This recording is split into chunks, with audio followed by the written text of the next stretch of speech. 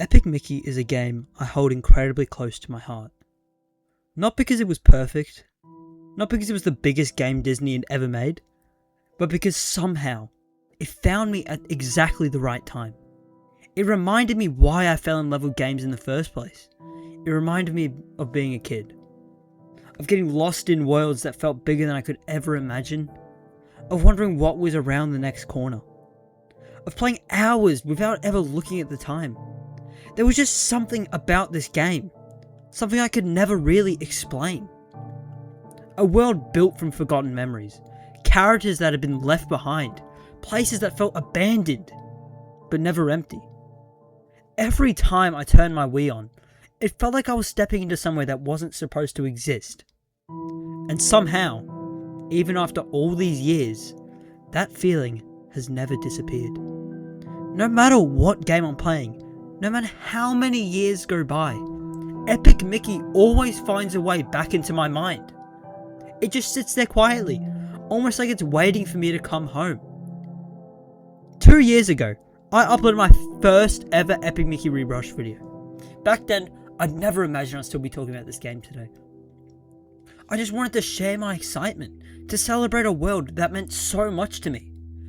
But over those 2 years, I've replayed it, I've analysed it, I've questioned it, I've appreciated the details I completely missed as a kid. And every single time I returned, I found another reason to love it. Because Epic Mickey isn't just about Mickey Mouse. It isn't about paint and thinner. It isn't just another forgotten Wii game. It's a story about forgotten worlds, forgotten characters, forgotten ideas, and proving that none of them were truly ever forgotten.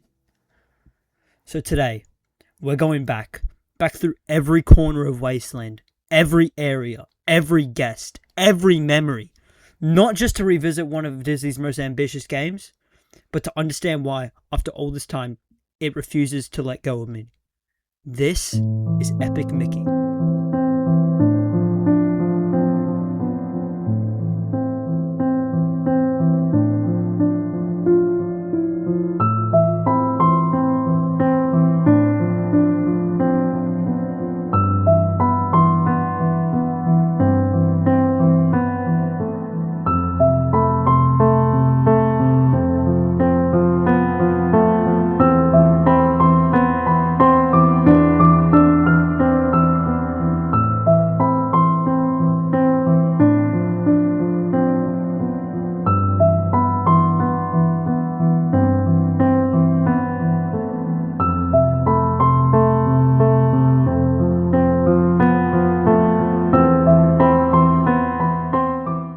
And with that context, hello Wetsheen family! Welcome back to another Wetsheen hour-long special. Normally, I make these videos about Sonic, but not this time. If this video releases out on time, it will officially be 2 years since I made my first ever Epic Mickey Rebrush video. Stupid 13-year-old Shane didn't know what he was getting into. Even though I haven't talked about Epic Mickey for like 10 months, wow, not even a year, I truly couldn't stay away from this game, could I? Anyways, the last 3-hour specials have been the groundwork for bigger and better videos to come. And this is the beginning of that. In this video, we will be returning to the first Epic Mickey game, understanding everything there has to be about this game, its creation and its legacy. This is going to be my biggest video yet, so I'd really appreciate it if you subscribe to the channel. Even though I just do this for the love of the game, subscribing still makes me feel so glad. And with that all said and done, onwards to the video. To truly begin, let's go back. Way back. Whoa, not that far back! The first ideas for Epic Mickey came about in 2004, when a group of college students with the group name of Think Tank were set to brainstorm ideas to bring back Mickey into the public eye. Mickey had been dormant ever since the mid-1970s because of Walt Disney's death. Fans moved on. No longer would kids be excited to watch the new Mickey cartoon coming out. Disney would focus on new characters with new stories, like The Lion King, Aladdin, and The Jungle Book. Mickey had essentially died with Walt Disney in 1966. But now in the early 2000s, Mickey was ready to make his big return. pretty soon he would be just as beloved, if not more than he was back in the 1930s and 1950s. The think tank had came up with a lot of ideas, but a couple seemed to stick. The idea of forgotten Disney history being a massive part of the game, and returning Mickey to his mischievous cheeky self. But of course, creating a return for the forgotten cartoon star, Oswald the Lucky Rabbit. There was a problem, however. As has been told many times on Wetsheen, Walt Disney had lost the rights to Oswald in 1928, along with most of his team. Which blah blah blah, Walt and Iwerks made Mickey Mouse, who soon became the biggest cartoon star in the world. But Oswald never really reunited with the Walt Disney Company. I mean, even if they did bring him to life, Universal Studios just kept Oswald locked away in their archives, sitting. The think tank group, however, had the idea to bring Oswald back to truly make this game work. All of those non-existent Oswald fans from back in the 1920s needed this. Unfortunately, the CEO of Disney at the time was Michael Eisner, or Eisner. And if you know anything about him, you know why this is a bad thing. For those that don't know, he basically tanked the company with a sheer amount of, I don't know, like fucking weight or something. He's just extremely fat and ugly and did jack shit except for tank the stock of the company. So you can quite easily imagine that not only was the company not in the position to make a risk like Epic Mickey, and Michael probably wouldn't even make an effort towards regaining the rights to Oswald. Though, the think tank group was able to pitch their idea of an Epic Mickey game to the CFO at the time, Bob Iger. Which might have been the luckiest thing the group had struck. Because not only was Bob Iger on board, but he vowed he would do everything in his power to get the rights back for Oswald. And finally, that chance came when Bob Iger became the next CEO of Disney after Michael stepped down. Bob had been trying to find a way to get Oswald back, but then he found it. I'm not going to go too much in depth.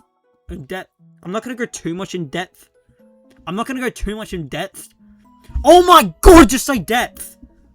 Depth. I'm not going to go in depth about the offer because there's so many videos out there that are directly focused on this deal. But the gist of it is a sports newscaster wanted to join his long-term partner on a network owned by Universal, who also happened to own Oswald. But this newscaster had just signed a deal with Disney's network. Bob Iger saw this opportunity and offered the newscaster in return for the rights to Oswald and all his old cartoons.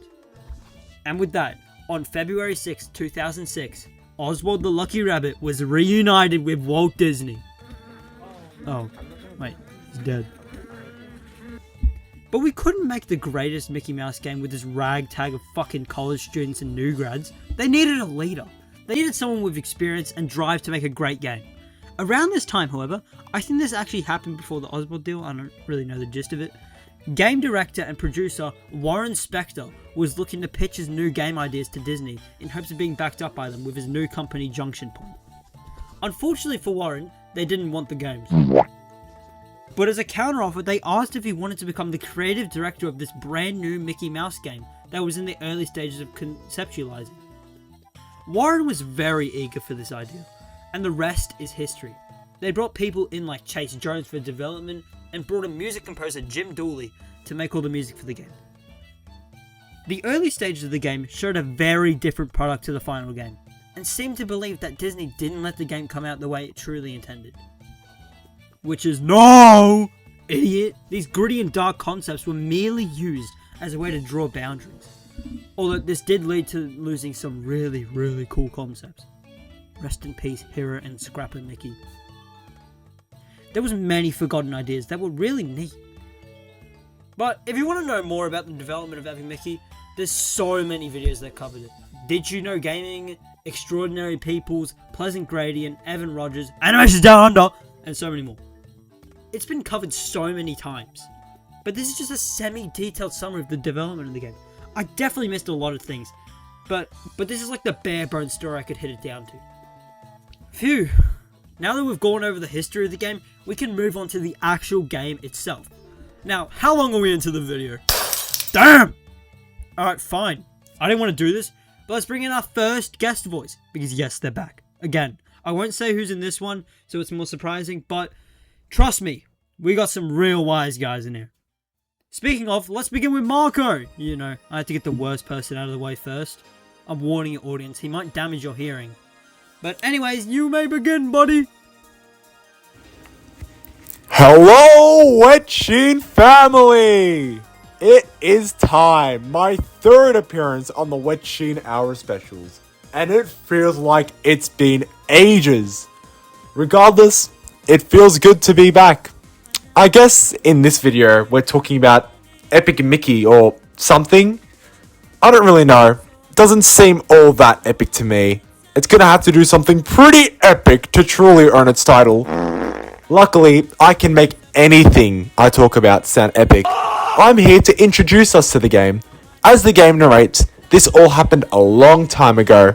It begins with Mickey waking up on a normal night to the sound of mystical adventure. The sound seems to be coming from his mirror? Apparently, this wasn't a mirror and was a gateway to a wizard's home. Specifically, the wizard Yen Sid. Mickey sneakily peeks at what Yen Sid has been doing. He seems to be creating a map, but the truth is, Yen Sid is creating a world for the forgotten. Anything that isn't consistently loved by the public will eventually land in this world, by the name of Wasteland. But Yen Sid, being content with his progress, which he did nothing, all he did was sprinkle blue paint on the world, then yawn like he did something. Big fat fucking chud. Anyway, Mickey has just been watching from behind this whole time, so he must know how fragile this could be. So it's in everyone's best interest that he should just go back to be... What? Just why are you doing all this? So, yeah, Mickey just decides that he wants to mess around with an entire world like a dictator. And just like any good dictator, he begins to make a statue of himself. Get a load of this guy. Actual random kid. This literally has nothing to do with Mickey in the slightest. But he decided to make himself the center of attention. And to rub salt in the wound, Mickey is canonically racist in this game. Yeah, look at his reaction to seeing the statue turn black. When has Mickey ever been racist? And then he gets so scared by a black creature that he spills a bottle of green goo. Thank you. I'll be here all night. And then Mickey just runs away like an idiot. This dickhead just single-handedly ruined this small world and then ran away. You might be wondering why Mickey acted so out of character in this opening. Well, it is revealed to us that this event happens before Mickey became the biggest cartoon star on Earth. And many, many months and years later, Mickey is fast asleep and suddenly gets dragged into hell from a black monster hand. All because he didn't like and subscribe to one of those videos in 2017. Mickey, you have to know better than that. But next time Mickey wakes up, he is strapped to a table, and upon looking over, is met with one of the game's villains, but someone later in the vid will talk about him. When studying the whiteboard he has, his plan becomes very clear. He is looking to rip Mickey's heart out of his chest, using many different tools until he just goes like... But seconds before Mickey's heart is taken, he suddenly gains some determination, ripping the plunger off his chest and attacking the mad scientist. But in a matter of seconds, someone else steps into the room. Oswald the Lucky Rabbit. And upon locking eyes with Mickey, they both feel a sense of relation to each other. But if things couldn't get any crazier, this gigantic black mold of evil begins to intimidate Mickey, and Mickey, basically staring death in the eyes, with his quick-witted thinking picks up a paintbrush. He has officially lost the plot. But before we can even process that Oswald just straight up breaks the machine, stupid ass rabbit, but finally we can begin playing, and immediately we meet a new person. He's this little mosquito looking thing called Gus. He resembles an old man with hemorrhoids or something. He quite quickly introduces himself as a tour guide and sort of tutorial, which is already beginning to piss me off. Shut up, mate. I want to play the game. Stop telling me how to jump. All I know at this point is Mickey was racist and now he's in hell or something? But finally, after an entire movie script long performance from Gus, we can finally play. Our first goal is to turn off this rogue machine that Oswald set off. We can do this by spin attacking these generators that power it, which get interrupted by Gus every single time you attack them. And after breaking 2 of them, we can have a moment with Gus to figure out what's going on. But Mickey might have grabbed the most useful item the world's ever seen. But right now, Mickey only wants one thing. To see Oswald, because he got some sort of weird feeling from seeing him eye to eye. However, Oswald is miles ahead of us because we took ages to leave the castle area.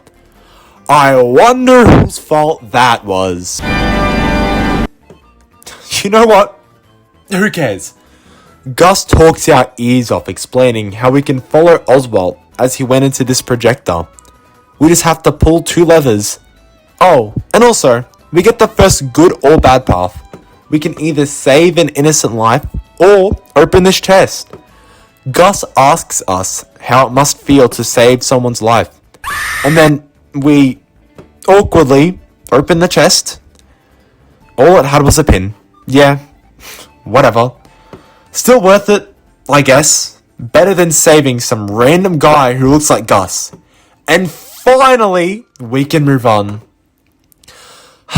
But, unfortunately, this is where my time ends. I very much appreciated being on this Wet Sheen video. And thanks, bye! Yeah, sure, whatever. Talk for like 50 years, mate. But regardless, let's move on. Marco kind of skipped over some important things, so I'll talk about them right now. There's 2 paths in this game, the paint path and the thinner path. Using the game's unique mechanics with the brush can spray blue paint to restore and bring back toon objects into the world, while thinner can remove them. You can use these 2 abilities to find secrets, create routes of where you're going, and go back to obstructed areas. It's honestly a special mechanic that has a lot of potential to be amazing. Back to the present though. We are chasing Oswald and have been introduced to the projector screens. They act as a portal between the locations in Wasteland. The in-betweens of these places are old Mickey cartoons as well, which is probably just because Mickey has so many shorts, you can kind of just cram them into the projectors.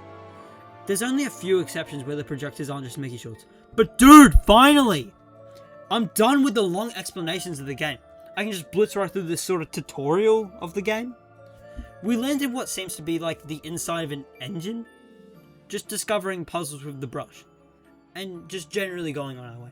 Gus seems to be guiding us to somewhere, however. As we go along on our way, we can free more of the species that Gus comes from, and also grab some collectibles. Though, this intro to the game lasts ages.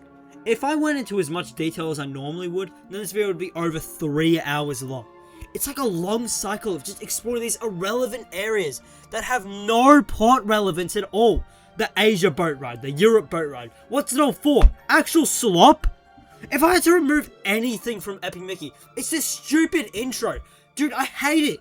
The game is just slower and I have the worst attention span ever. But am I wrong? It stands here as a boring pod that drags for almost an hour. I can guarantee that this turns a lot of people off of the game, because the pacing is killed by the slow build-up. I'm trying to get through this part as quick as possible because it's just so boring. After 1,000,000 years, we arrive at our penultimate section before the first boss, the Europe boat ride. Apparently, these sections all link together to unlock one puzzle. I mean, I just don't think it was all that engaging and worth it to do all of that just for one fucking puzzle. And after that blood, sweat, tears, lard, smeg, and shit, we are ready to face the clock tower. And in classic Wet Sheen fashion, we are calling upon another guest voice to talk about it. There's a problem, however. This next section does have quite a few things to explain in it. So we need someone good. I sat stumped on a while for this, but I think I found someone. Perfect him. A person with good commentary. Perfect. Someone with extensive knowledge of this game. Perfect him.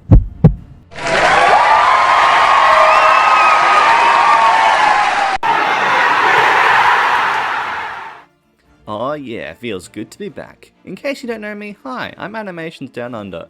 In between Epic Mickey Rebrushed's announcement and release, I released videos talking about Epic Mickey, which all counted down to Rebrushed's release. After the game came out, I sort of vanished off the face of the earth.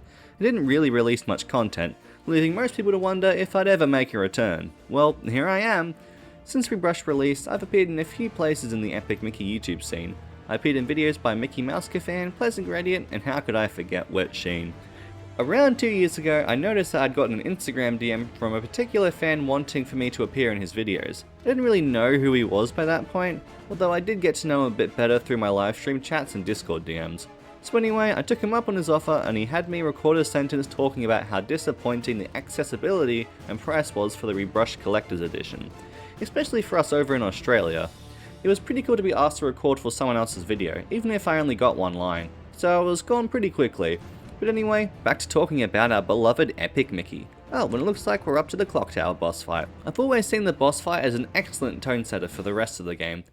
The Clock Tower is recognisably a more twisted and dark version of the facade of Disneyland's It's a Small World, and seeing such an icon corrupted in such a way is a great way to present the idea of familiar Disney parks locations being corrupted by the tragedies fallen upon Wasteland. The music that accompanies this boss fight also does a good job of reinforcing this tone, since the It's a Small World song is so recognisable, which makes it so more impactful when you hear this more malicious and dark version.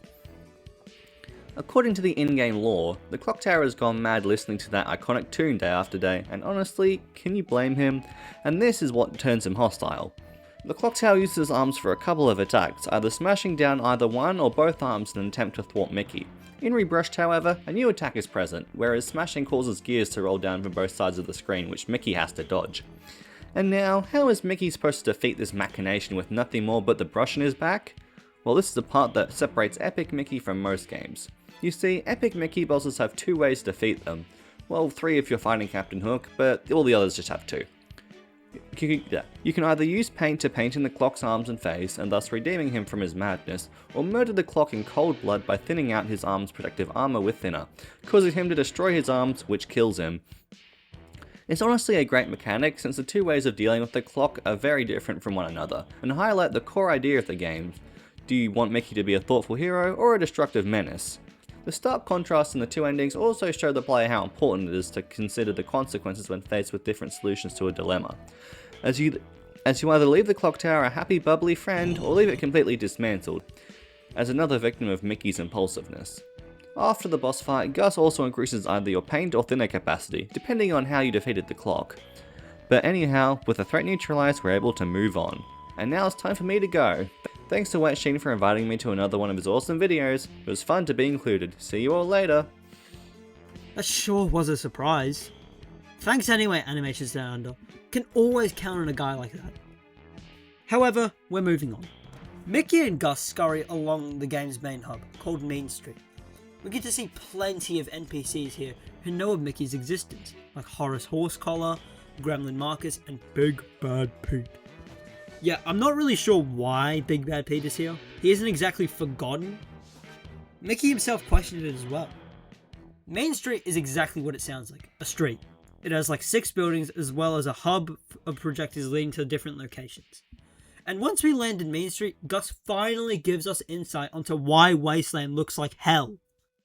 A very long time ago, the residents of Wasteland suffered a disaster called the Thinner Disaster, where a giant bottle of thinner landed from the sky and coated the world in a sea of thinner. And that is when the blot spread as ink all over the lands to terrorize people. The Thinner Disaster is shaped out to be the most devastating attack on something ever. And I wonder whose fault it is! Fucking Gus stinking us in long-ass lore drops. After we think we're free from the talking, a resident of Wasteland comes up to us. It's Gremlin Marcus. He is said to run the projectors in Wasteland, but they aren't working. Are you serious? I wonder who... No, okay, I'm kidding. Marcus asks for the power sparks to fix the projectors, and you just have to search around for one, either helping NPCs or just finding them. I like the fact that there's multiple ways to do it, but let's not forget our main goal. We are still on the hunt for Oswald the Lucky Fucking Rabbit. Utilizing the power spark, Marcus sets up the Ozdown projector and we can keep the chase going. Okay, I'm feeling a bit tired from this talking and explaining and complaining. I think we need a positive spin on things. So let's bring in another guest voice. Let's bring up Tarnix this time. He recently came back from anger management class and is finally at peace with everything. He truly is a great kid now. So let's give him a shot. Hello, everyone. Isn't it just a beautiful day here on Wet Sheen Island? Man, it truly has been a while since we met up like this, friends. Well, during our little break, I've been getting therapy. And by therapy, I mean the Ned Flanders treatment. Ow, ow, ow, ow. My ass really hurts. But the doc said that I will be happy and calm, unless broken by a big, fat, green, space ranger looking chud who does nothing and the name happens to rhyme with bus. But we're here on Epic Mickey. What's the chances that will be around? Now, enough time wasting. Let's continue with the story of Epic Mickey. We last left off when our kind and trusted friend, Gremlin Marcus, helped us fix the projector to the Oz Town location. After, gliding through the projector, we land in the town and unfortunately, it's not looking its best right now. Oh man, the moat, it's covered in thinner. And look around the town, look at this darkness, this shitness. Everyone seems miserable, which we can't be having. I just can't wait to fix this Wait. Excuse me. Who is this bug stopping me? Gremlin Gus. Who do you think you are?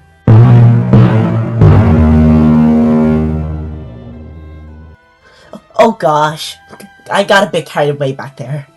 He is simply just trying to help. While exploring, you can see that there is a lot of problems around the town that needs to be solved. I mean, there's a safe hanging off a wooden plank, and a whole house that's been erased? Something crazy has clearly happened here. Before we even have time to process this, it seems we're interrupted by Gus. Gus! Why don't you just shut your bile? Oh my god, sorry. There's just been lots of times where Gus will point out the complete obvious. Like we're caught toddlers. We're toddlers him. Upon talking to this man named Moody, he reveals he knows the code to unlock the safe hanging. There's a gremlin in there that knows how to fix the bridge leading to another projector. Which just begs the question, why doesn't Gus just do it? Half-ass old rugged bitch of a bitch! I mean, I can't hold it in anymore. Why be here if you're just gonna suck me off like a mosquito? You, so far, hasn't done anything at all, and you expect me to save your world if you aren't even gonna help, let alone let me be independent. You act like we need you for this game when we clearly don't. All you do is talk and talk my ears off. I know your fat fucking tubby ass was rubbing your belly when we walked past the ice cream shop in Main Street. So you overweight fucking Power Ranger, go eat something! That's probably what you're good for, like Chip and Zoe Mom and the other one. But you know what? I don't care anymore! I'm gonna drop the safe even if there's someone sitting below it. I don't care. If you're gonna help at all, then I'll do it my own way. Yeah! How do you like that? The stupid safe busts open, and after all that, Gremlin Prescott can't even help us. He lost his wrench to a phone? What the fuck? What? A phone? You can't beat up a phone? How pathetic are you? He gives us a choice. Either let him beat up the phone, or strike a deal with the phone to get it back rightfully? I don't give a shit about deals. Here's my way. We let Prescott go in and steal his wrench back, and guess what? The phone died. Yeah! Survival of the fittest, I guess. You should have thought twice for getting in my path. And after dealing with idiots and stupid NPCs, we finally solved the puzzle and made it to the next area. Wait, something's off. Why do I feel this way? Something's going on. This isn't normal. I sense it. I sense my anger. My vision, it's clear. I see it. You know, I spent so long trying to find out how to suppress and remove my anger. But that's changed. After what I've witnessed in Ostan. Gremlin Gus, the safe, the phone, Gremlin Prescott, Moody. It's made me realize anger was never my enemy. It was my teacher. It taught me passion, every pointless interruption, every obvious tutorial, every ounce of frustration had been preparing me for this exact moment. I could feel my weak, mortal body struggling to contain the sheer amount of rage flowing through my veins. Gravity no longer applies to me. Time itself slowed to a crawl. My consciousness expanded beyond the projector, beyond Wasteland, beyond Disney itself. This wasn't ordinary anger anymore. This was the true essence of anger. And now, I have finally transcended my humanity. My soul left my body, as a heavenly choir echoed across the sky, and golden gates appeared before me. Angels welcomed me with open arms. One of them simply asked, "What brought you here?" I looked at him, directly in the eyes, and replied, "Gremlin Gus." There was complete silence, before every angel slowly nodded in understanding. "Yeah, that'll do it." They stepped aside, welcomed me into heaven, and for one brief, glorious moment, I achieved absolute inner peace. I have ascended. Adios, my Wetshade family. Oh my god, that was beautiful. The story of Tarnix's ascension will be passed down in generations. This is truly what the Wetshade family lives for. Upon entering the next projector, we travel to a new location, but this one's different to the others.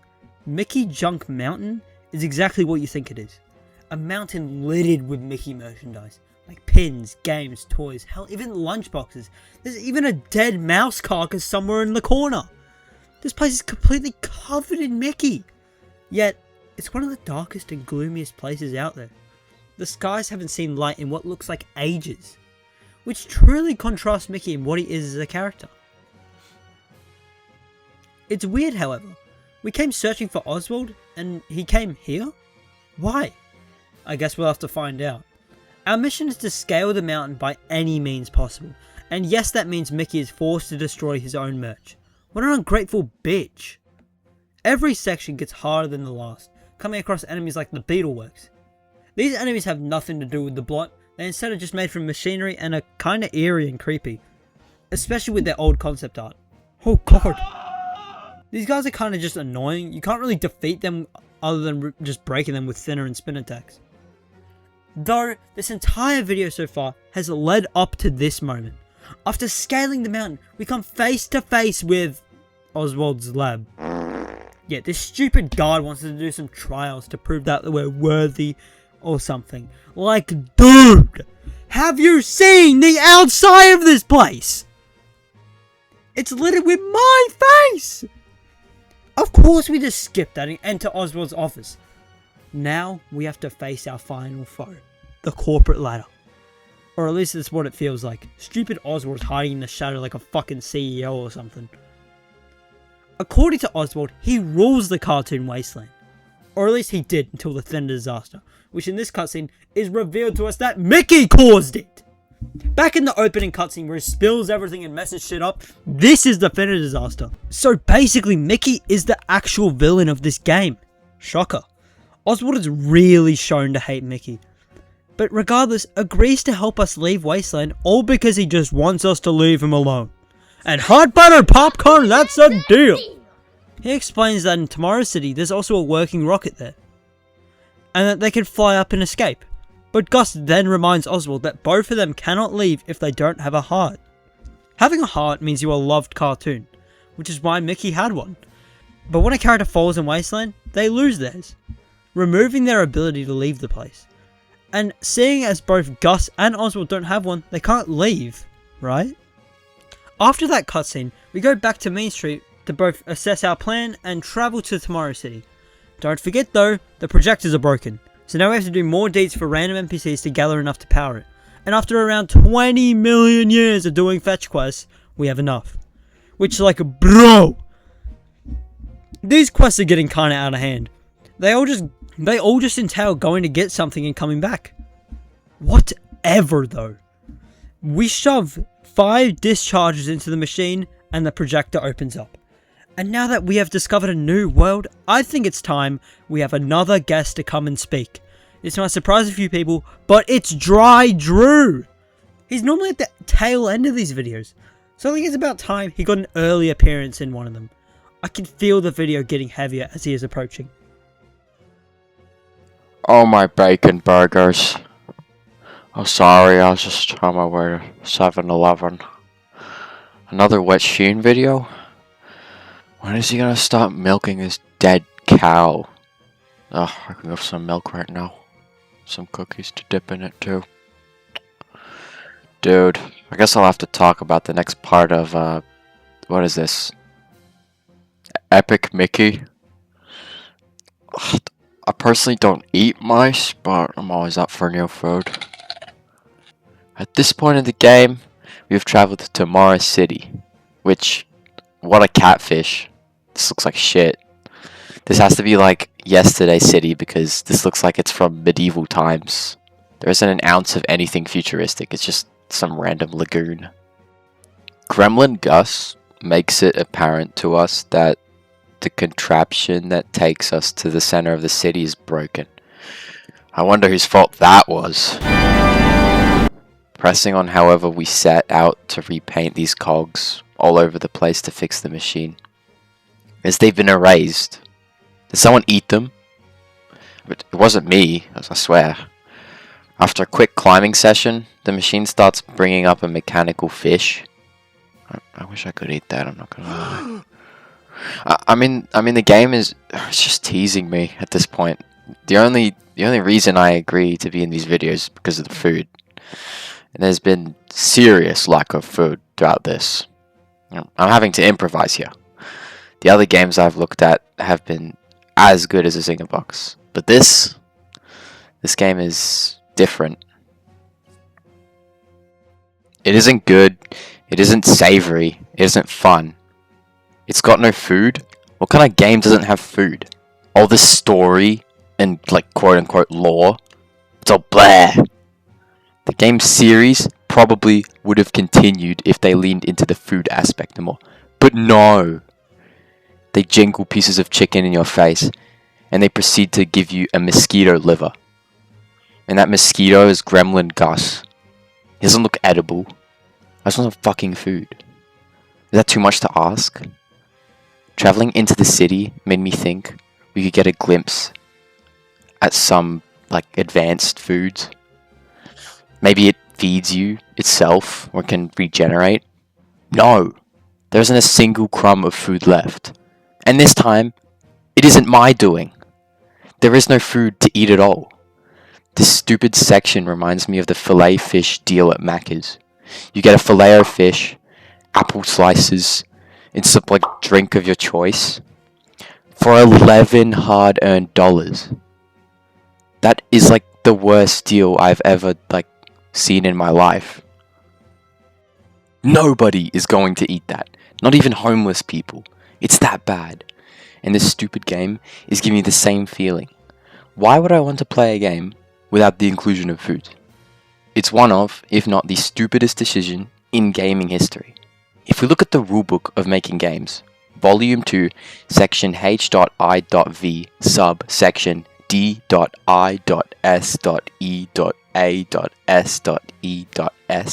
Article 9A.I.D, no, .A.I, wait, hold on, Article 9. 9A 4.I.D, page 684, it clearly states that food must be included in any way, shape, or form for the player to have maximum enjoyment during the session. Otherwise, the prophecy of the food gods will make sure your game doesn't succeed in the slightest.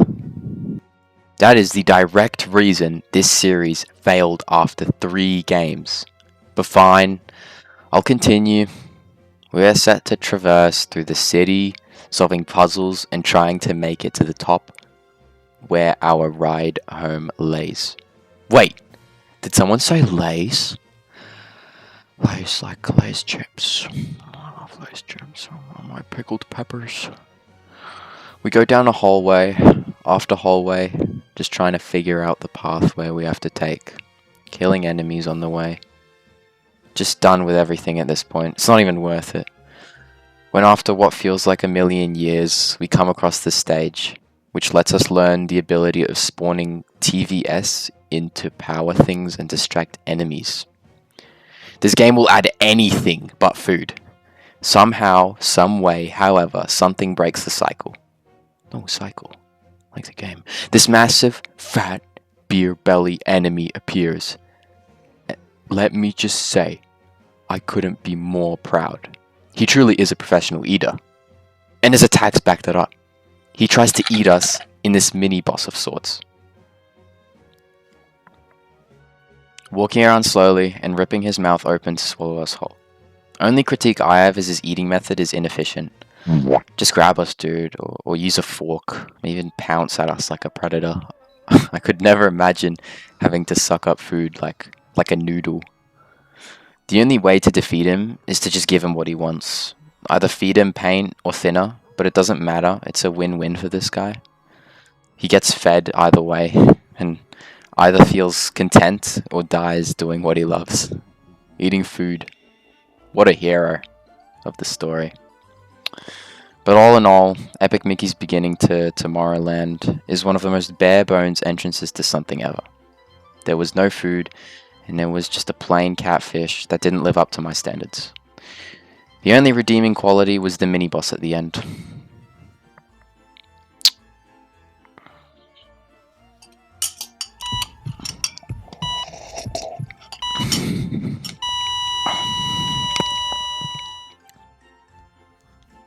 Dude, I don't think I've ever salivated during a Wet Sheen video before, but I guess it's the first time for everything.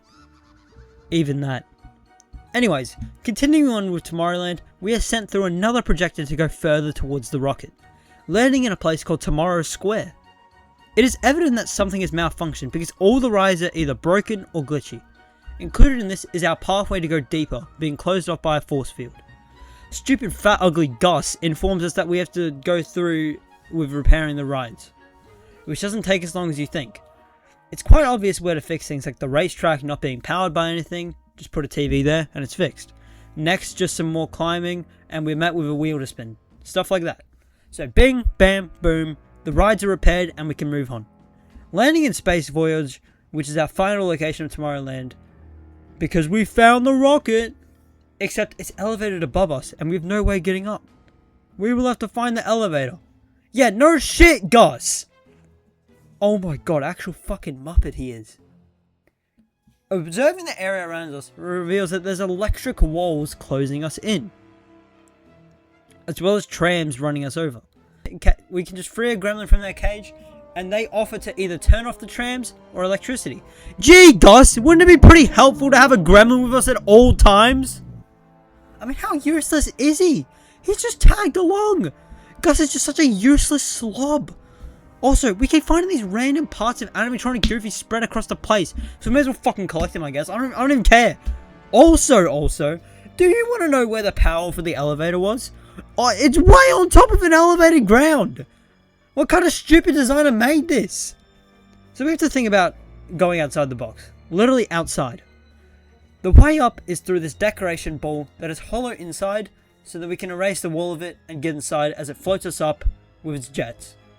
And luckily, it's straight to the power generator, which if we just pop a TV down, it will power the elevator and we can finally make it to the rocket. Gus makes us run a few errands before we can continue though. We get a cutscene revealing that unfortunately, Mickey is not going to be home in time for Christmas because the rocket is missing 3 key pieces that were stolen by the Mad Doctor. They're spread across Tomorrowland, Tortuga, and Lonesome Manor. So we have to get cooking immediately to take the first piece from this world's boss, Pete Tronic. I've been yippity yapping for a while, I think, so I believe it's time for us to invite another Wet Sheen guest. Or should I say Wet Sheen legend of the game? That's right, the OG, a walking work of art. One of one. He's second to none. It's Darren. Calm down. The legend has arrived. That's right, Deza. It's time to rip into Epic Mickey once and for all. Sheen has been planning this video for months now. And it's finally happening. Looks like we've landed in Tomorrow City boss fight. Pete Tronic. And let me begin by saying, I respect the build he's got. It's not easy to obtain something like that. But with the outfit of choice is not it. He's wearing like a onesie with future marks on it. And it just highlights his fat butter belly, which is not a good look for him. Pete Tronic must feel very scared about his fat because he's a very angry person. Immediately trying to kill us and is very mean. His ability is that it can phase the ground, leading to him in and out, keeping his distance and attacking with ranged attacks. And that attack is a frisbee, which moves so slow, I bet it's slower than his tubby ass. You sort of begin to play ping pong with him, as you are to spin attack his own attacks towards him. Once you have hit him and left him vulnerable, he will spin around. And you can either shoot blue or green go into his canisters. Yeah. Which is where the good and bad pathways are found. You can either save him and make him our friend, which is sorry, this talking about blue goo's boring. Ha, boring. I'll brutally punish him for his evil doings. Yeah, now that one sounds so much better. Green goo it is, am I right? I mean, it's the obvious solution in any situation that may concern us. NPCs are pissing you off, green goo. Can't get past the wall, green goo glitch. Absolutely hate a location, green goo. I pride myself as an avid green goo user, so it was a brainless decision to spray green goo in his canister. We have to repeat this at least 3 times before he finally fades away, which thank God! He was single-handedly making the game sit on a slant. His sheer amount of weight was enough to tilt the screen a little bit. But as the hero of the story, Mickey was finally able to save Tomorrowland from this fat, barrel-built, busted, bloated freak of nature we call Pete Tronic. Wait, the hero? No! This isn't how it's supposed to go. Mickey isn't the villain. He's meant to be good. We have to save his tubby ass. Even if he means he's evil. He might be able to be redeemed.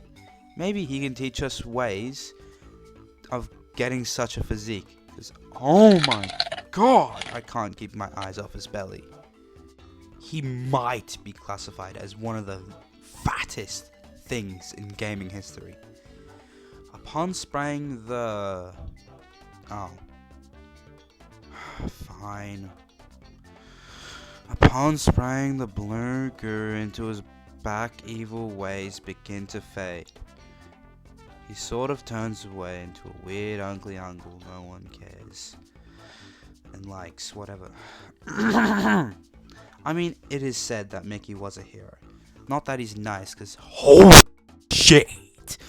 This guy is one ugly fuck. He sits in a slimy, sticky, sweaty outfit that looks like blue cheese. All while pretending to be all nonchalant and evil when he's just got this fat guy. He doesn't do shit. His attacks were bear. He got hit by the bear attack is just plain and annoying to look at. This guy puts a stain on the reputation of fat people. Without fail, every time from now on I think about a fat person, this fucking icon of Peatronic will appear in my head. I mean, they've done this on purpose. They have done this on purpose. He's literally has a on his icon. They tried to remake this. They tried to salvage this by adding a piece of armor in the waist, but we all know that it's still there. No matter what his old self will never truly be outshined by this revision. We all know him as the fattest, ugliest, dumbest, stupidest, annoying, big fat, tubby, inflated, puffy piece of fucking work that will grace the earth. It's a good thing that this guy was forgotten, because maybe he might have made global warming higher. Because the amount of sweat he probably produces was ugly fucking body. Yeah, that's right, I lied. He's fat, dumb, annoying, and he knows it. Every day, he's going to look down and not see his toes because it's big, voluptuous, glubby, enlarged, quintuple XL, fat belly is in the way. This guy's a disgrace to our world. Now I better never see this man's face again, or we're gonna have some problems, pal. Afterwards, we're able to collect the piece he was actually holding on to. Only 2 more to go. I'm so glad to be out of this area. It not only housed the worst creature on this planet, but it also had this reeking smell of both wet dog and low tide. The attention to detail was appreciated, but why did they have to do that to the world? It could have been such a good world, but it started boring, and then it ended boring. There was no really standout moments during the entire thing, other than the mini-boss being food related. Peatronic only wishes to be as cool as the Slobber Boss. But anyways, I've had enough of this, I'm done. And if you like my part, then you should really please, pretty please, on a cherry on top, sub to Deza. Oh, and the other one too. See ya. Gosh, I didn't even know you could get that mad. But you know what they say, you want yourself when you're hungry. We've gotten back to Main Street with the item now, and it is time to move on to the next part of the game, Tortuga. But before that, we have to gather more power sparks. I'd rather talk about the quests this time, because they are really something weird. I've already mentioned how a good majority of fetch quests are just mind-numbing, but I didn't mention, however, that they're all optional. You don't have to do them. There's most likely another way to get the needed power sparks for the projectors. But there's a certain quest line that is different from the rest, and that's the Detective Mickey quest. Upon your first time in Main Street, there's plenty of places to explore, including the buildings and the front of Main Street. And at the front of Main Street, tucked to the right, you come across Horace Horsecollar's detective agency. And as soon as you enter, you're already part of the problem. Like the bum he is, Horace isn't really solving any cases. Lately, so he asks Mickey to not help him, but just do his job for him. What the hell are you, some kind of fraud? This quest would range from finding a missing book to finding a missing candle. I mean, all 4 of these side quests just involved a petty crime. All 4 of these side quests just involved a petty crime. It was all about following footsteps and exploring the worlds, which could be a cool idea if the game had given you more freedom. But come on! You have to either look up the method to do everything right, somehow get lucky and do everything right, or just play the game enough to do it with muscle memory. Because once you leave a world, you're done. That's it. You can't backtrack, you can't rewind, and spoiler alert, the game resets after it ends. So there's actually nothing you can do. Even if you just move to the next section of the level, you can't go between them all.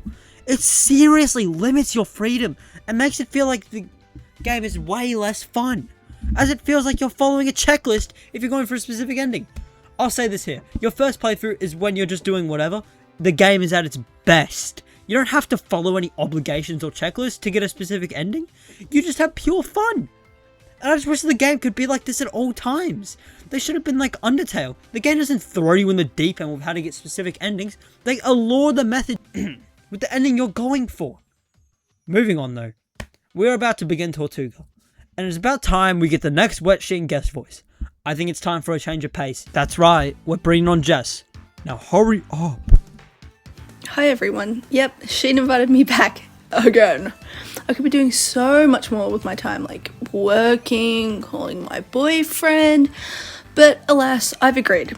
Let's continue on with Epic Mickey. We land in Tortuga, feeling somber from the last world, and the energy is matched here. It's almost pitch black and nobody seems to be having a good time. And before we can even think about what to do first, we're interrupted by this stupid gremlin Gus character. He makes me want to hurl. He lacks any charm or fun dialogue. He's a shell left from an actually good character. On top of that, he actually hasn't helped us in the game yet, even though we're about halfway through. I really don't mean to be nasty, but can you blame me? From the first second we stepped into Tortuga, it's all been shit and exploring doesn't help. Getting put into a cutscene just to see someone crying. This place is truly hell on earth. It's explained that a bunch of pirates went on the expedition to Skull Island and got turned into machines by an unknown force. To further move on and get the heck out of this wretched area, we need to gather some items like a compass and a ship wheel. How are we meant to get these? By doing boring fucking quests helping people around the area. At first this sounds awful, but to be perfectly honest, 2 out of 3 of the quests are easy as hell. In one of them you have to collect tiki masks to give to the local vendor, and in actuality you don't have to collect them all. If you collect 2 of them you can gaslight him into thinking there was only 2. It's a joke. The other easy one is either paying $25 or giving a teddy bear to this guy with a compass. But the one I want to focus on is the final one. We're required to help this guy named Damien bag a chick by giving him a good present for this girl named Henrietta. You get 2 decisions, either ice cream, which she's allergic to, or flowers, which she loves. If you were hell-bent on doing the right thing, then prepare to fight for it, because to get the flowers you have to backtrack all the way back 2 worlds and ask a random NPC about it, just to go searching around the hub worlds to search for enough flowers to make it look presentable, only to make your way all the way back to give him the flowers. Holy shit. How much padding do you want to add to this game? I mean, this is pathetic. This is equivalent to needing to grab multiple things to bring somewhere and then individually grabbing one item at a time and going back and forth a million times. I don't want to be spending upwards of 20 minutes just searching for a flower. In comparison, you can just go to the ice cream store and buy ice cream, but that obviously wouldn't be very nice. Seeing if she's lactose intolerant. Since I'm such a nice person, I'm deciding to give the flower to her. Even if it takes 20 million years to set up. I mean, what girl doesn't love flowers? I would love it if someone bought me flowers, but still, make sure they're nice flowers. Even better if you know the girl's favourite flower. Ice cream could be nice, I guess, but they could be implying you're fat. And if you have social intelligence, that's one of, if not the worst things you can do. Even if it was the easier decision, it's the thought that counts. Giving a gift is such a magical moment, and getting a gift close to someone's heart will always be stronger than getting them a cooler gift. The gift of food can sometimes land, but a good chunk of time, it doesn't hit as hard as a heartfelt one. Regardless, getting the flowers is the obvious choice, and the result of it, they got together, which just shows how good I am at this. After all the quests and problems, we finally move on from this depressing section. Like, oh my god, I don't understand how you can have so little to talk about in the area itself and yet have a quest that lasts ages. It's really inconsistent and clunky. The pirate theme of the place is cool, I guess. All they really have was pirate looking NPCs, but then you have Henrietta, who is just a cow. Like, literally, she's just a cow. And you have Damien Salt trying to impress her. how would that even... You know what, I don't think I want to think about that. Anyways, thank you, Sheen, for bringing me back into the video. You can go back to dick riding this niche game. I don't know what she's talking about, dude. Apparently we weren't in Tortuga yet and now just arrived. The place is pretty trashy. Sure, there's a nice view, but all in all, it's just got a thinner sea and the place just resembles Venice. We're met with a bloke named Beluga Billy. He says he can help us along our quest. He only needs one thing in return, however. His bag, which somehow got on top of a stranded cabin on an island! Though, we are in luck. There's a pile of boats leading towards the island, which just begs the question, why didn't he just get it himself? Useless fucking blob? Apparently, there's more to it, however. Two blokes stole his shit from his bag like the Jewish people they naturally are. And they got in prison for it. Which comes to a surprise for me. I thought Jewish people could get away with anything. Billy wants us to retrieve his items and then we can go to the next place. After thinning out a couple things, we can thin out the door to the jail and enter to the prisoners. They reveal that the goods are hidden underground on the island, and we just have to thin out the entrance. Luckily for us, it's extremely noticeable. The game pads a little harder by adding some battles with spatters, but finally, Billy unlocks Pirate Voyage. Once we enter, there's immediately a tone shift. We're in straight jungle right now. It's filled with thinner seas and pirate-themed things. Gus urges us to speak to a man named Starkey. Apparently he knows where to find Captain Hook and the rocket part.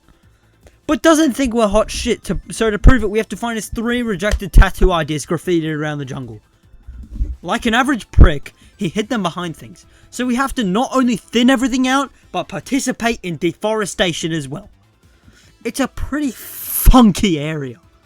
It lacks the kind of X factor the rest of the game has been showing. Like, this is just a jungle.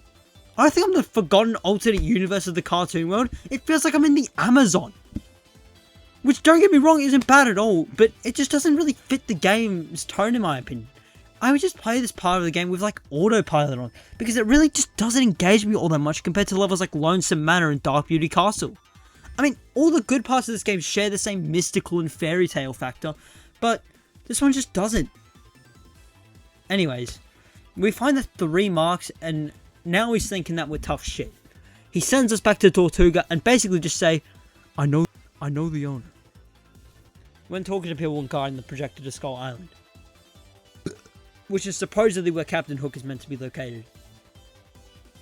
And yeah, that strategy works like a charm. We immediately gain the respect of everybody. We can finally confront Hook. No.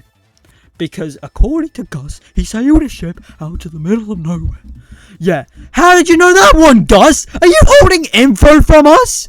Slimy fucking chode. But alas, he's right. Skull Island is not the end of this area. 4 different areas? This is getting a bit out of hand now. And yes, I said 4. I skipped one because it was so irrelevant. I do not fucking care. All there is going for it is that there's one of Horace's quests found there. Enough said. There's quite a few errands we have to run here. For one, there's this pumps that we have to fill up with either paint or thinner to either save the pirates turning into robots, or just destroy the machine altogether that turns them into robots. So of course, since we are heroes, we put paint in them and save the beetleworks. And now we need to detach these anchors from our own makeshift ship to search for Hook. They are scattered around the area, all behind bars, which is an inconvenience for us. But finally, we are ready to face Hook. But before that, I'm hoping you're enjoying the video so far. I know this part was really long to sit through, because holy shit, Tortuga is so long and dragged out. Even with me skimming over a good portion of it. At this current point in the script, as I'm writing it, the video is at about 10,000 words long. Which sort of worries me, because my Colors video had 13,000 words in total! And that video was pissing distance of 2 hours! So I'm really hoping for that to not happen, because 1, I don't think you want to watch a 2-hour Wet Sheen video, and 2, I don't want to edit a 2-hour long Wet Sheen video. So let's just both hope for the best. Finally, we are able to face Hook. It has begun to thunder, and the skies litter with darkness. This is serious. And seeing as it's a boss, I think you know what time it is. That's right, time for another Wet Sheen family guest to be on the video and give their 2 cents. Many could be good for this, but not as good as Leo. Good big dog. Good luck, big dog. Fuck you. Hello everybody, what a surprise, another Wet Sheen video. It's so good to be back, oh my lordy lord, oh wow. Well, okay, so we're about to face Captain Hook, and apparently, from what Sheen's been saying, this Tortuga of a level has been dragging on and on and on. So it makes sense that he would want to bring somebody to do this boss. He's clearly had enough. Our battle begins with climbing onto his ship. It has eerie music playing in the background as the anticipation and suspense comes to an all-time high. But alas, here he is. Captain Hook? He's made of metal. Yeah, so it turns out that we don't have an epic pirate battle with Captain Hook, but instead you have to fight this animatronic motherfucker who looks straight out of Chuck E. Cheese. Now, a lot of you know that Epic Mickey is a choose-your-own playstyle type of game, meaning that there's multiple ways to defeat Hook, but for some reason, this boss has 3. 2 of them count as the bad route, and the other is the good route. We can either save this stupid sprite in a jar to summon this guy named Pete Pan, who is basically Peter Pan, but he looks like this. I mean, did I eat Peter Pan? Why is there always a version of Pete in all of these worlds? But yeah, anyways, Pete Pan being summoned is the good route because, I don't know, he's like destined to fight Hook or something. But the bad ending is fighting Hook yourself. And this is where the second and third ending happen. There is 2 ways to defeat Hook. One is pushing him to be killed by the Crocs in the Thinner Ocean, or destroying him by smashing him into walls, which are, I'd say, both very viable options for killing someone. Seeing as we are such kind souls, for this video, I'm deciding to save the sprite, and even if it is a lot more lame. Instead of a battle, it feels more like an obstacle, because the sprite is hidden at the peak of the ship, and the challenge comes from climbing up while being attacked by Hook, and then there's these confusing routes as well. It's a pretty unique way to play the level, and it's something not many games have done. To completely skip the boss aspect of a level, and just make it some more platforming, is a very bold and risky move, but unfortunately for this game, it did not work. This is just so much worse to play than the bad route. Why would I go through this entire world just for it to not even be a boss fight? If you pace yourself, it might end in 60 seconds. It comes off as just very sloppy and rushed. Like, why did they not have any ideas for how to save Hook, other than this fat, oily man dressed in a kid's outfit who comes to fight this man made of metal? What's even the point of coming all this way if we aren't going to be able to be the one to fight Hook? They must have only thought about this decision for like, what, 10 seconds? And look, in concept it sounds like a really cool boss. You've been spending upwards of an hour trying to find this man, you're getting closer, and finally, when you're ready to face him, you're excited and everything's starting to build, the atmosphere is building, you know, the music is building, and the silence as you walk up to the boat, and it's all rich and sweet when you're looking at it, and then it ends up being like the Chainsaw Man ending. The boss in practice falls right off a cliff. All that build-up, all that tension, it's cut in less than 30 seconds when you realize you aren't playing a boss fight, but rather a glorified cutscene. This game has so many great ideas that it's surprising to see something of this quality show up in otherwise a really solid world. But anyways, I would like to thank Wet Sheen for inviting me back to another video, and I will be going now. Goodbye. See, this is how we're supposed to critique, guys. What a performance by our GOAT Leo. And God forbid, if that world went on any longer, I would have actually just lost it. Thankfully, it is over, as we are able to be sent back to Mean Street to gather more power sparks. Yay! Thanks, Gus! You virus, you parasite. I haven't seen you do a single worthwhile thing in this entire game! Just standing to the side as Mickey does everything for you! What do you take me for, an idiot? You just wanted a free excuse to explore Wasteland with a friend, but since you don't have any friends, you had to latch onto Mickey Mouse! You're lucky that he's nice, because if he wasn't, you'd be good as dead by now. Personally, I wouldn't be having any of that. It is like you were carefully crafted to be the most mosquito-looking, annoying, life-sucking, evil creature in any game ever. Fuck, whatever. Let's just go to stupid Bog Easy. We're nearing the final third of the game now. But like always, we got another guest voice for the intro to the world.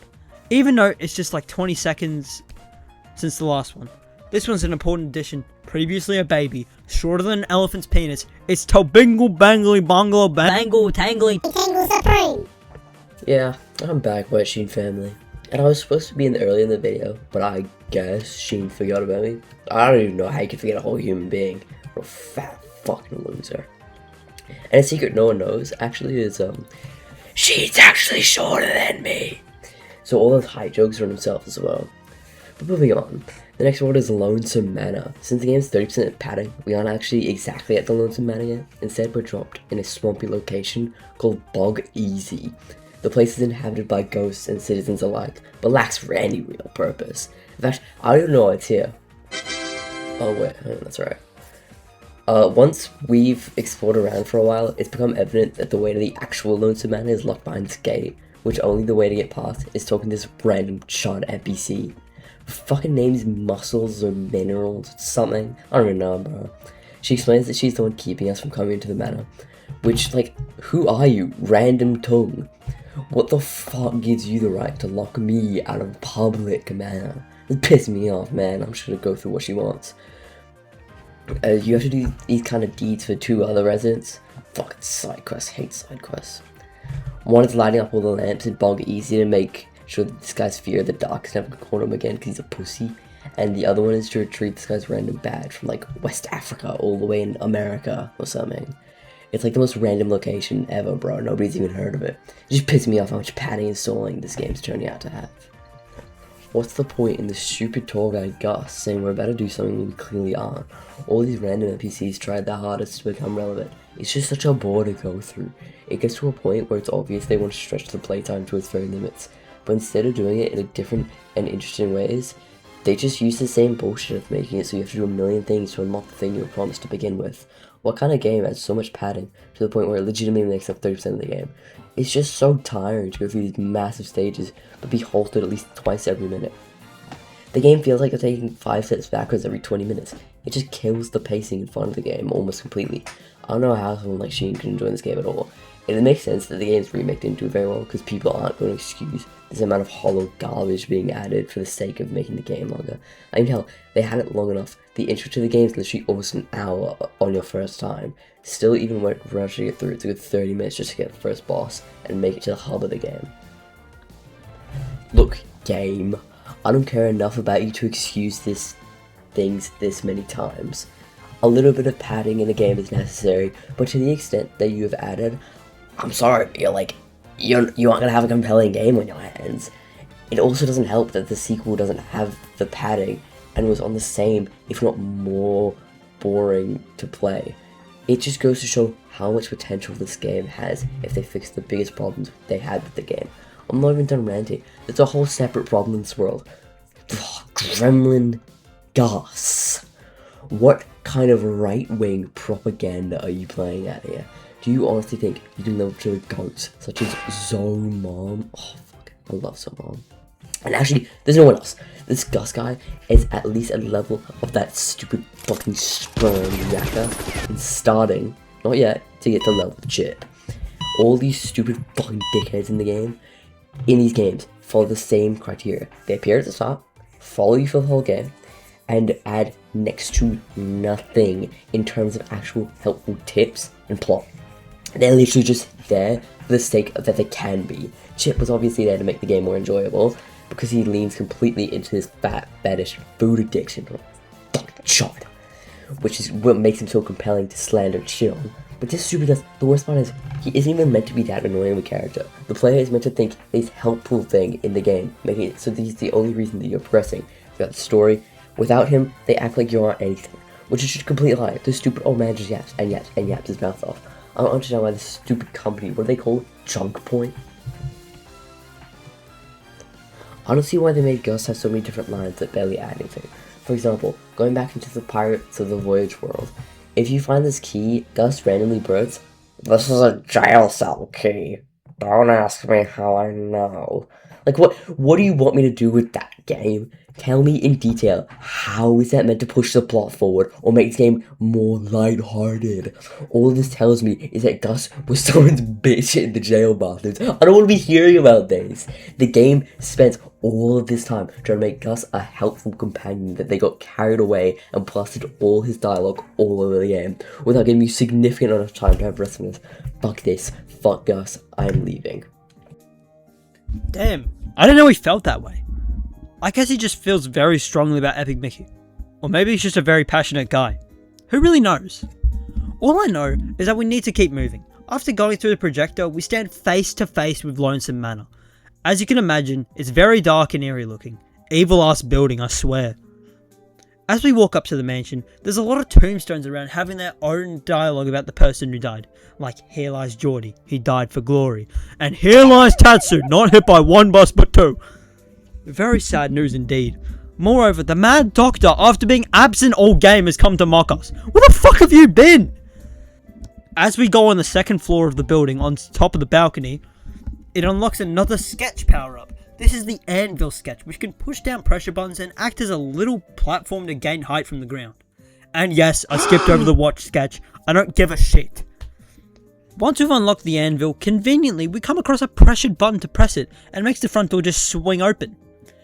Putting the Anvil there is a no-brainer, and we move on to the actual heart of the mountain, simply called the Foyer. The Foyer has been overrun by blotlings and beetleworks everywhere, and all in all, it's just a total mess. Hidden behind a spinning wall is a floating vase. Oh hell no! Mickey tries his best to break it, and someone's nan awakens and asks to uncurse some objects in return for the pathway to the projector. The way to do this is to search around for these hidden spinning walls that have half-painted skulls on them. And when painting them in, the souls inhabiting the object will fly out and back into the skull.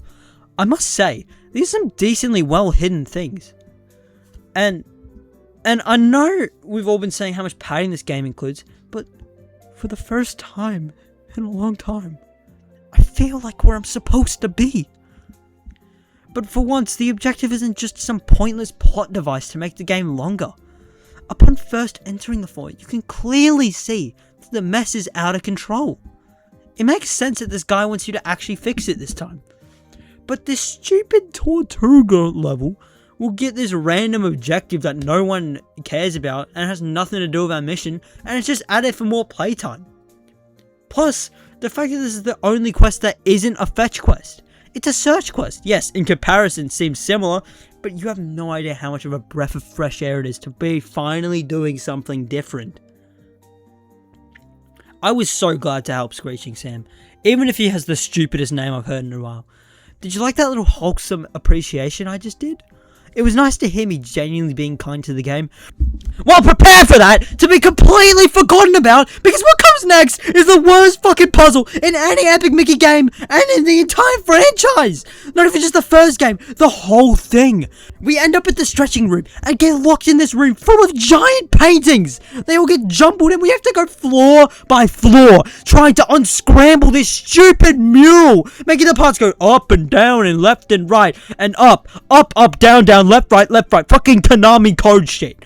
And you want to know the best part? After spending upwards of 30 minutes just unscrambling it, you have to do it 2 more times? Isn't that fucking fun? Yeah, fucking brilliant, terrific. What is this room? What is this? Who designed this? I've been rotating the same 3 paintings for so long. I know them all personally. I know their families. I know their tax brackets. This isn't a puzzle. This is a hostage situation.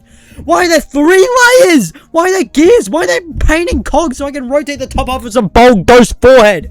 I didn't buy Epic Mickey to become a haunted interior decorator. Look at this dude. His head's on his chest. His legs are on the ceiling. His dog is marrying a chandelier. And this game, almost there. Almost there. I'm about to be admitted. This room is single-handedly keeping the therapy industry alive. Every time I rotate one section, another painting looks at me like I just ruined Christmas.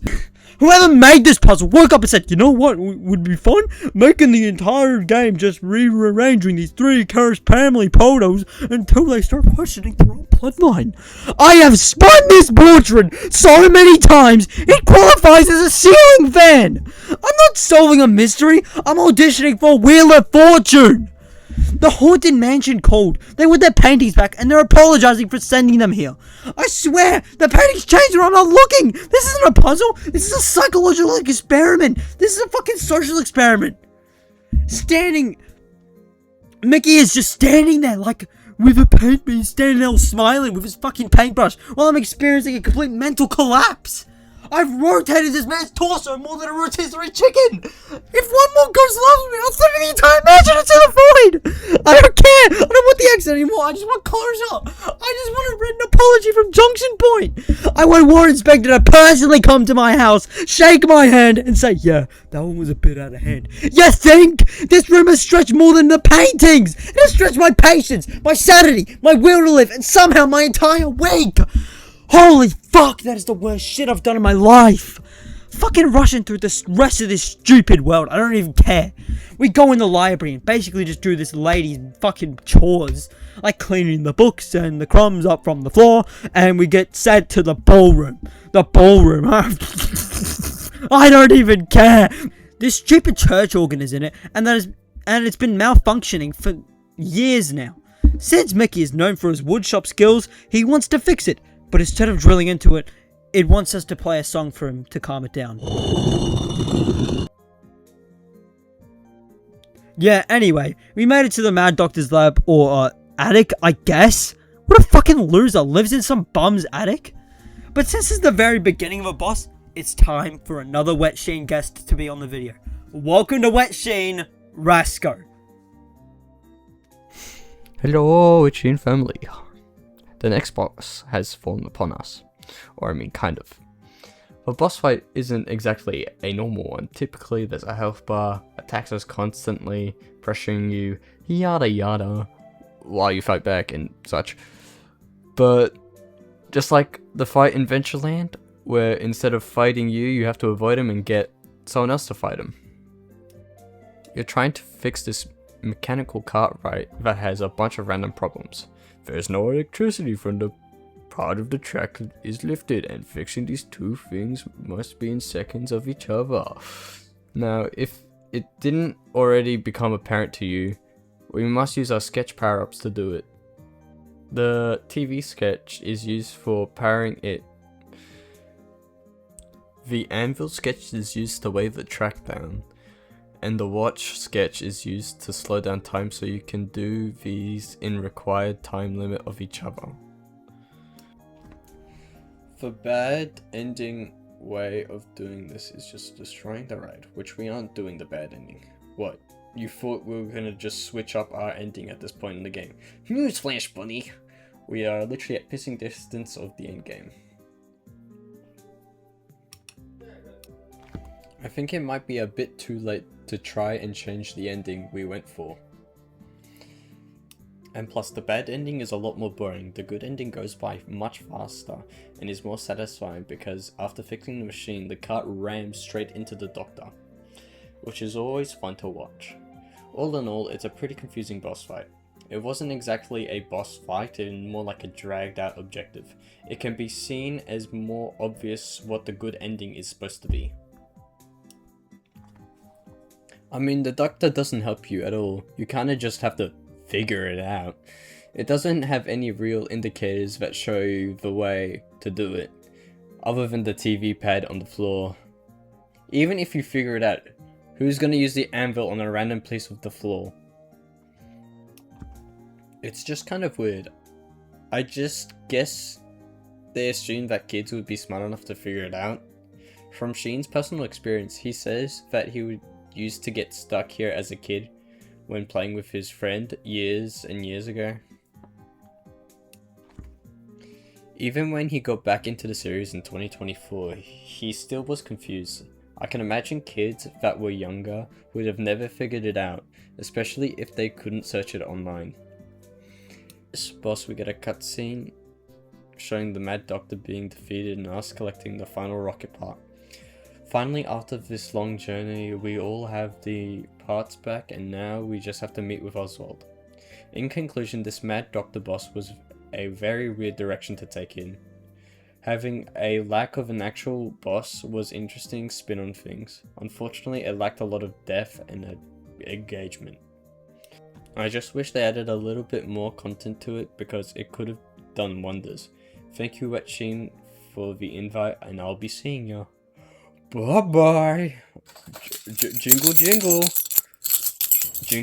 Jingle jingle. Okay, yeah. Now shut up! Wow, what an analysis. The Mad Doctor boss was just a bit stupid. But like Rasco said, we have all 3 rocket parts now and just have to meet up with Oswald in Mean Street.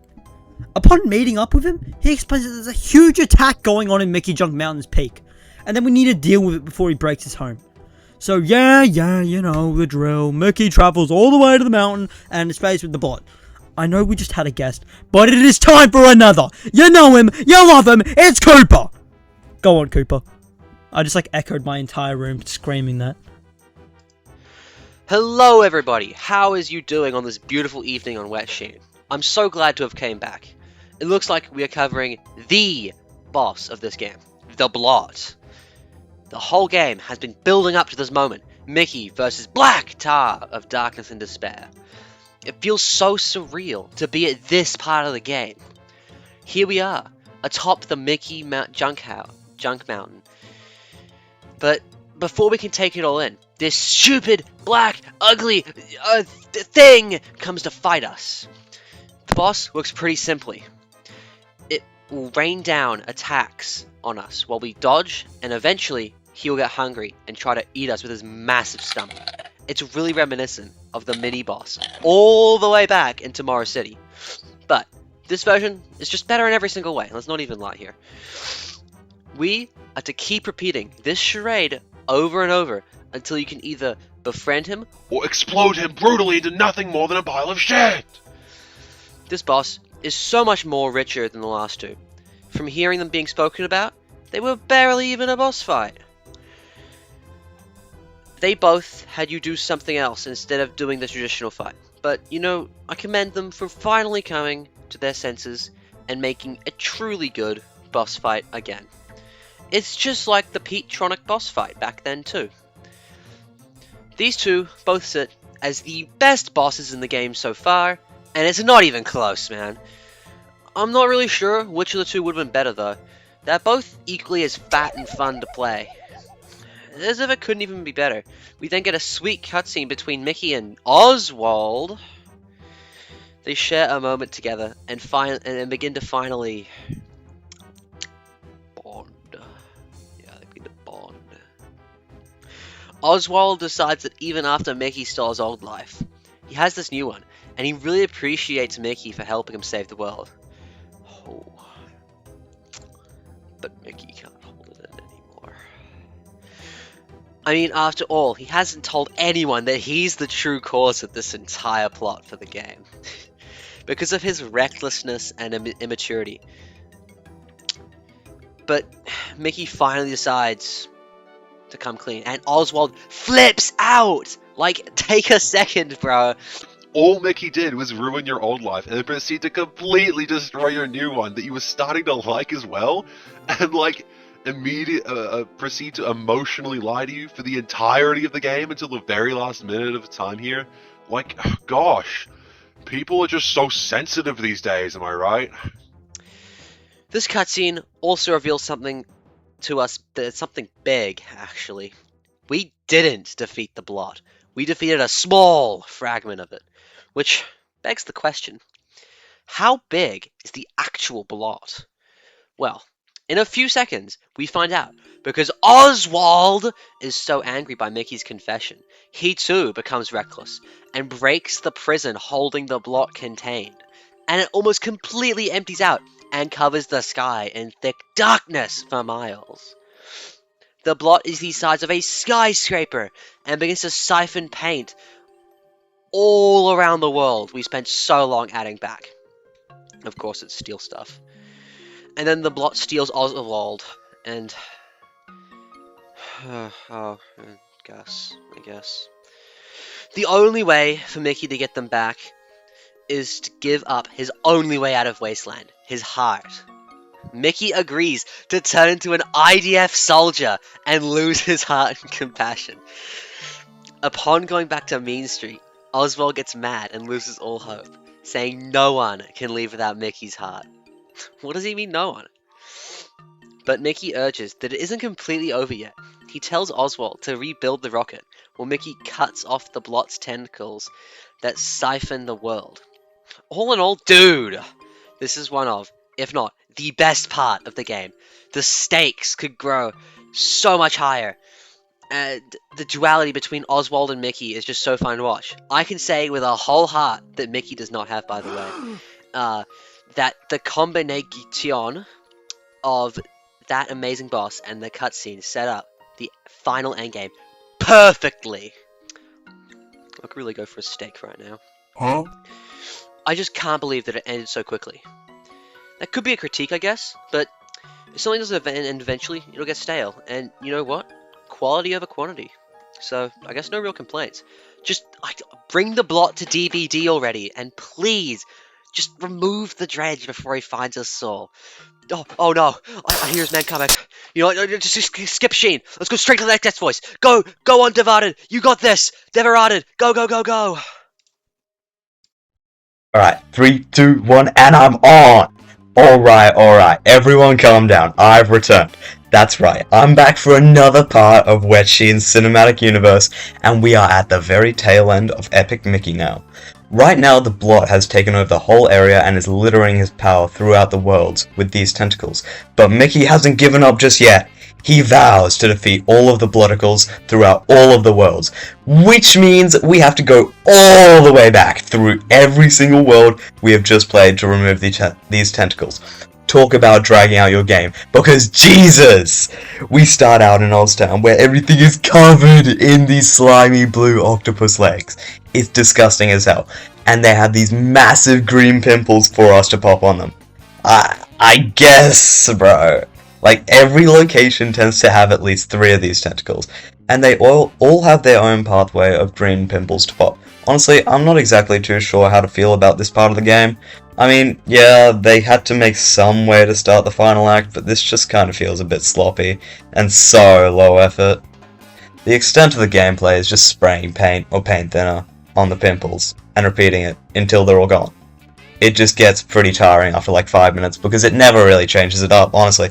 It just kind of stays the same while you do it, and you take 50 years to do it, because the game keeps insisting upon itself when it really is not needed. I honestly can't believe that the entire game has led up to something of this quality.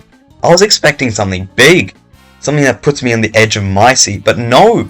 It feels like any other quest in the game, except you have Gremlin Gus panicking the whole time after you do anything. But then again, what were you expecting? Let's be real.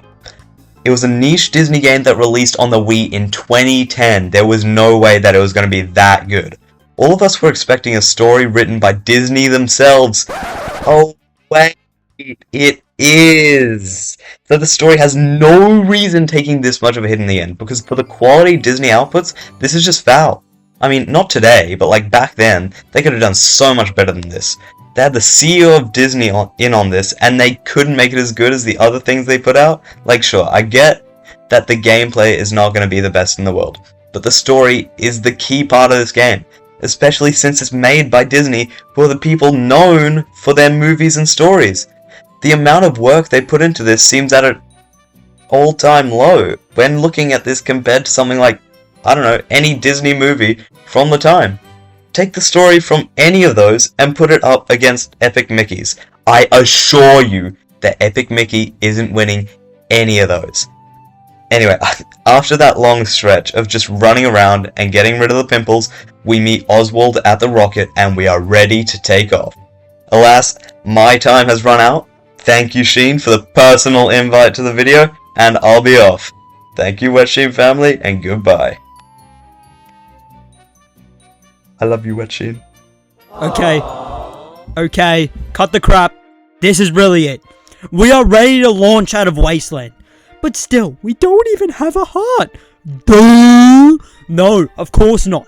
We're gonna use the rocket to get to Dark Beauty Castle, so we can set up Oswald's fireworks and blow up the Blot. But thanks to Oswald being poor, the rocket is made out of paint. Fucking hell, ref! So of course, the Blot just fucking swats us like a fly. And we crash land perfectly into the Dark Beauty Castle. Oswald and Gus urge us that we need to get to the very top of Dark Beauty Castle, while also arming 3 towers with fireworks.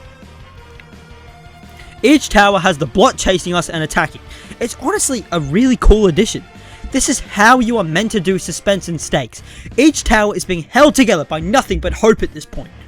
We climb on the chandeliers just to stay afloat, all while the Blot is shoving his fat arms into the building trying to kill us. And finally, we make it to the top. The Blot won't make it easy for us, attacking and trying its very hardest, to the extent of it, to try and slow us down and hurt us. I am loving this final push so much. It truly shows how powerful the Blot is. There is next to no way to counter him, as he fights and punches and hurts us. And all of that was just for one tower. The next tower has us climbing from the outside this time. Painted platforms in front of us as the ones before us slowly start to break.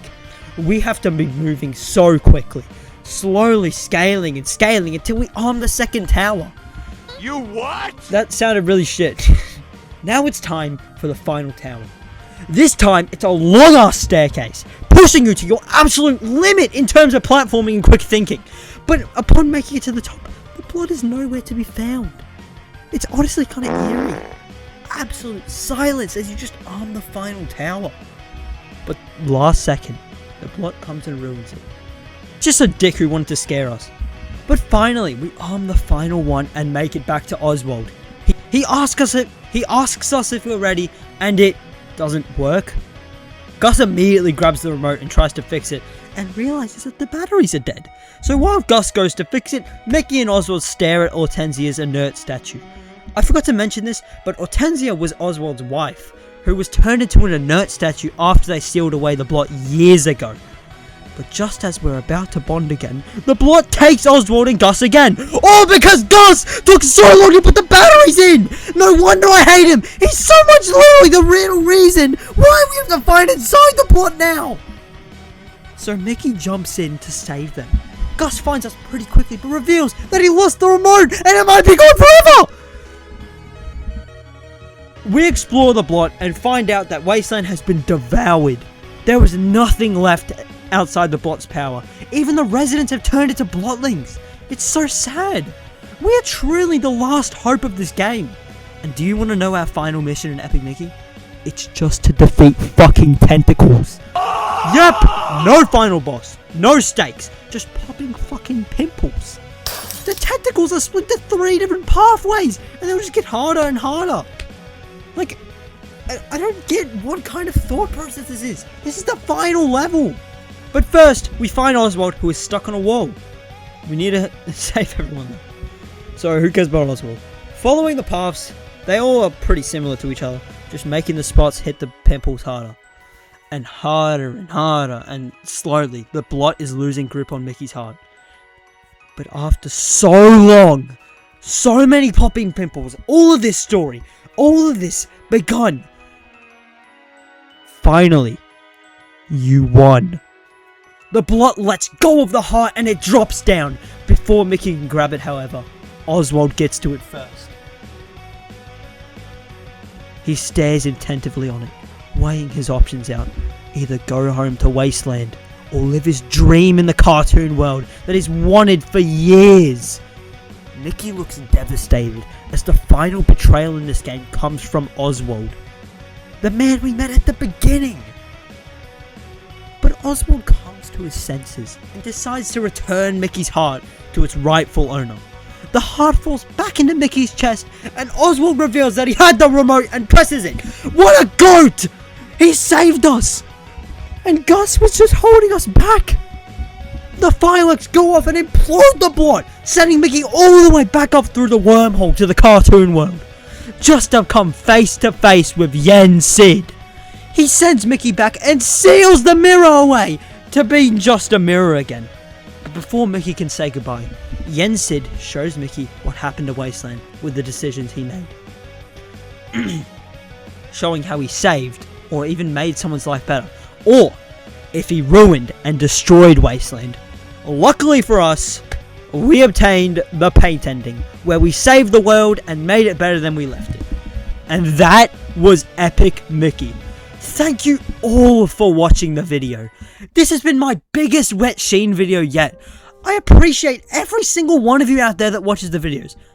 I've been doing videos for a while now, and especially Epic Mickey videos.